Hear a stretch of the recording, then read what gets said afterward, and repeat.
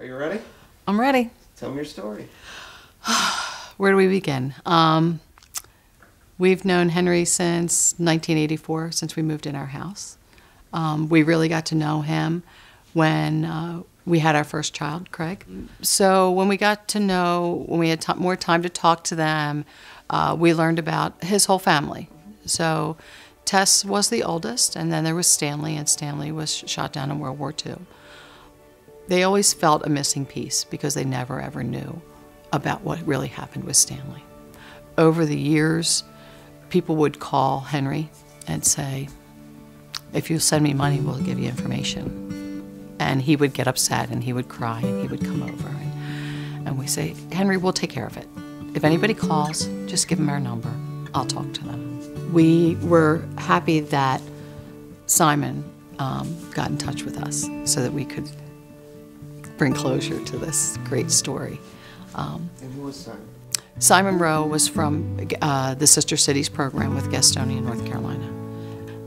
And then we got to know them and got to hear the rest of the story of them, finding a piece of the plane and contacting JPEG. And then Henry was excited when we had to do his DNA. When they finally contacted us, they said, okay, we need DNA.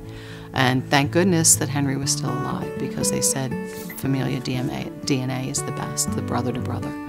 So Stanley's plane went down in the barley field. There were 2 eyewitnesses to the crash. And when the students from Gastonia, North Carolina went over, they were able to interview the German nationals that had witnessed the crash and actually went to the crash site. So they knew that there had been a plane crash there when they found the piece of the metal that was from the plane that has the serial number on it. They contacted JPEG, and somehow it got lost, misfiled, we don't know. Then in 2008 we gave Henry's DNA, and then it pretty much died. We knew in 2009 that we were on the dig list, but we were so far down there was no knowledge of when it was going to happen. Then in February of 2015, when Henry died, we kind of said, well, he knows now, because he's with Stanley now.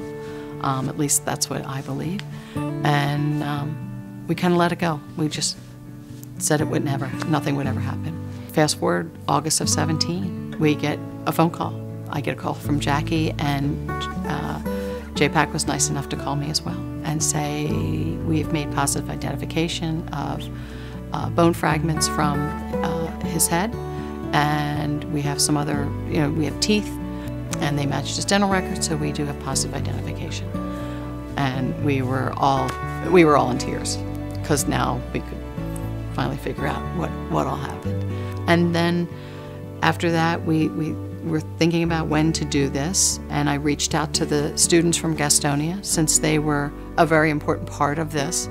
I think without that visit happening in June of 2008, that's really what got everything started again. So I wanted to make sure that they could be here. So we decided to do it in January, after Christmas and after the holidays, so that we could all really enjoy the moment. When we pulled up, there weren't too many people there, and then the motorcycles started coming in, and all of the veterans.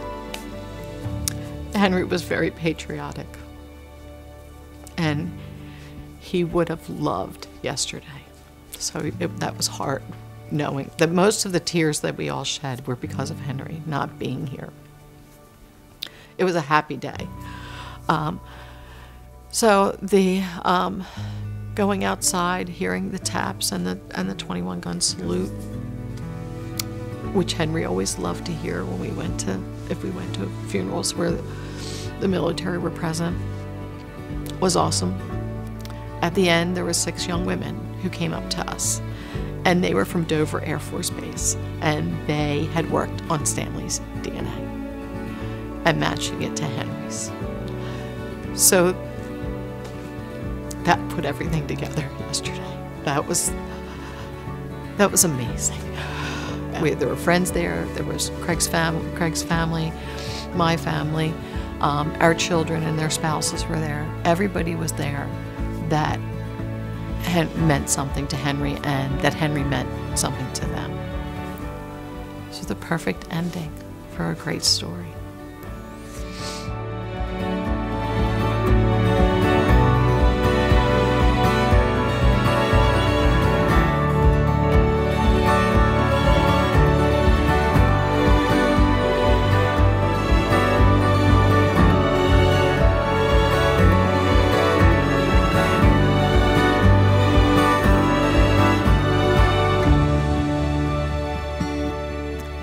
Thank you to the DPAA for never giving up on our lost soldiers and bringing them home.